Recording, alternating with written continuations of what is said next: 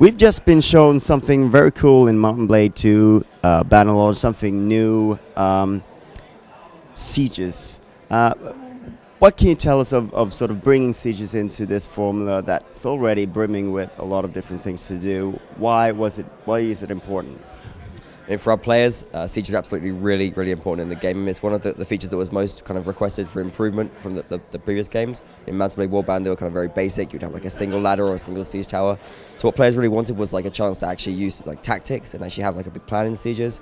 So we created this large sprawling battle. You've got multiple points of entry. You can actually control your own tactic when you're going into the fight as well. You've got destruction, fire damage, so there's things burning everywhere as well. So it's really just a large, exciting, sprawling battle that we have right now with the sieges.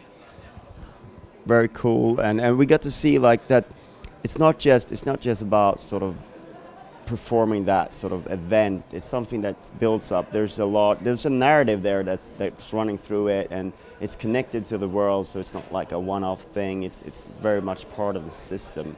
Could you tell us what's the significance of sort of in terms of like the narrative and the story that plays out of these sieges? It's a sandbox game. You can join any one of the factions on the map. There's 8, you will at some point be defending or besieging many of the castles on the map as you expand your empire. Sieges are the main way of acquiring territory. Acquiring territory is not the only way of playing the game. You can play as a merchant, as a bandit, as many other things, or simply raid and pillage instead of besieging. But sieges are a key point of the game, and they are the key way to acquire territory. Now, when you, generally speaking, we try and sort of work in a role-playing element to this strategy as well. So in this case, you're besieging a castle where one of your companions is held prisoner. Very often you will be besieging a castle that that a lord took from you. It may be that if you take a lord's castle and you run into them later in the game, they will hold that against you, or if they take your castle, they will taunt you. So we try and, this is again a key strategic element, but again we try and make sure there's a role-playing element to everything you do on the strategic map. It is interesting because that is something that, like, when you read history books and stuff, sieges and kings who have been held ransom and things like that, it's such an integral part of like the history that we sort of experience. That we'll look. Of course, it's not an historical game, but it's like sort of for history, if you will. So, was that some part of the motivation that you want to sort of be able to tell a story that's similar to that sort of history? Yeah, I mean, it's not a historical setting. The factions are based on real historical factions, but they're not historical. However, what we try and capture is the sort of the emotion and narrative of feudal history, and one of the things that distinguishes war in the Middle Ages from most wars today is the strong personal element. Lords have a choice about whether they show up to a battlefield.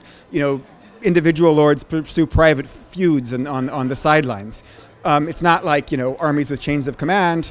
It is like a gaggle of people who have similar interests and have perhaps sworn oaths of loyalty to each other, but everyone has their own, whatever battle is being fought, everybody has their own motivation to be there, and we think that adds a certain amount to that explains a lot of the appeal of the Middle Ages, and also adds a certain amount to the emotional impact of playing the game. Interesting.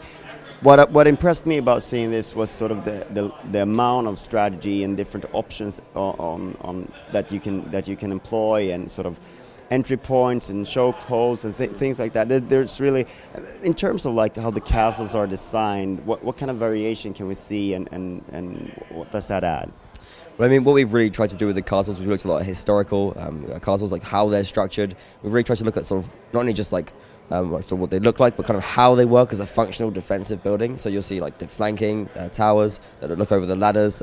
Like as you try and kind of climb up and get involved in the castle, you're going to be attacked from all sides. We have murder holes, so we have sort of 2 sets of gates. So when you break through the outer one, you're actually stuck trying to get through the second gate. You're getting things thrown at you from above, pots of burning oil, stones, that kind of thing. You're very vulnerable. In terms of variation, we haven't really shown castles from other factions yet, but they might have a bit of variation in them as well. We also have different levels of walls.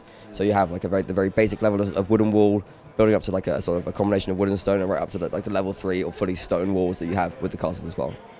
Another interesting thing that we noticed in the stat screen afterwards was just how effective archers are when sort of being sieged. That there's a definite tactical advantage to putting your archers on the walls and making sure that you're well stocked with archers. Yeah, I mean, again, that's just fundamentally just our game just working as it should do. I mean, there's nothing we've scripted in. It's just the fact that they have a great high position, they're overlooking a lot of defensive choke points, and those archers are just going to be super, super effective. So, I mean, if you're dealing with a faction, perhaps like the Battalions, who have really effective archers, like what you might do is perhaps break off some of those battlements, make them more vulnerable, and kind of give your archers a better foothold in that fight. You can actually tailor your tactic to these different threats that you're facing in the siege battles themselves.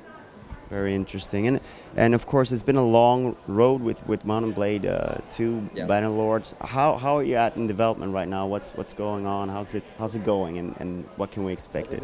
Yeah, I think you probably have better overview. You go for it. I'm in-house, so I mean, the game's been in development right since Warband was released. Actually, it's gone through a lot of kind of spiritual changes as well. I mean, really, I mean, there was kind of different ideas for the game. Lots of prototyping was done, but now we're kind of at a stage where we're showing off a lot more things, a lot more like features and exciting new footage and information from the game. Essentially, we're just starting to make a lot of progress with development. We're pushing towards like a full release next year, perhaps even like an early access beta kind of release this year. We're really sort of full steam ahead right now. Early access. What kind of thing would you be looking for if we are early access in terms of, is it feedback or player involvement? I mean, we really want to get like the game in the hands of players somehow. Whether it's early access or like a beta, that's not really set right yet. But we've always involved players in development. Like our modding community has always kind of had like a big say in terms of how they vote by what they play, what they create. We'd love to just get players to try the game, give us some feedback, and actually kind of respond to that before we do the final release. That would be great, actually. Thank you so much for your time. Thank you so much. Thank you so much, Brent.